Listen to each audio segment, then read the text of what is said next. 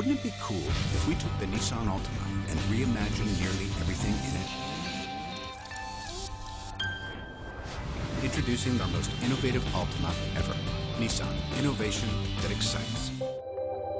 You know, you've taken a lot of heat for writing this book, and even after the Vogue article that came out prior to writing the book, I saw one person called it revolting, the diet of a 7-year-old. Did you at any point after that article second guess finishing the book?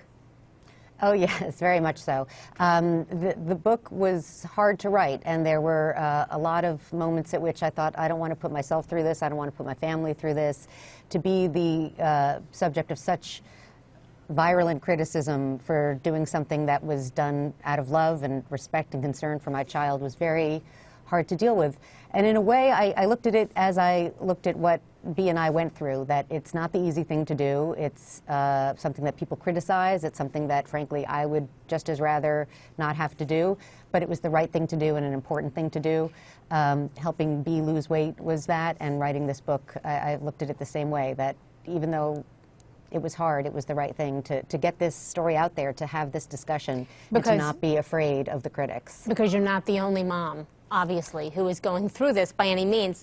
You know, this weight loss thing for her, I know, and for you, was a whole process. I mean, calorie counting and weigh-ins and shifting her eating habits, which at 7, 8 years old cannot be easy. I have an 8-year-old myself. I can imagine trying to navigate that. But did you see her grow emotionally from that?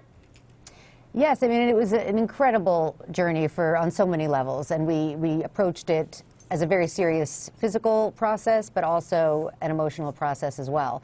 And that we were teaching her a very important life tool, which is how to manage her particular eating needs and her nutritional needs, given her, you know, medical issue, which was to tend toward obesity.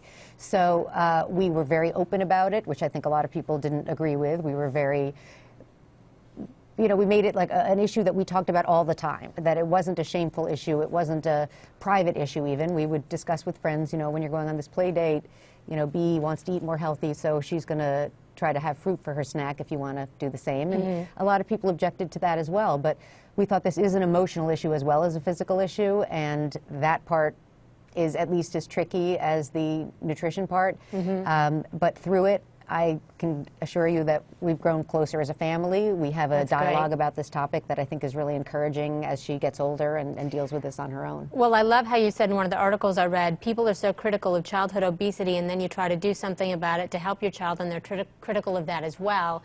I think one of the takeaways here is that you did what you thought was best for your child, and that's what everybody has to do.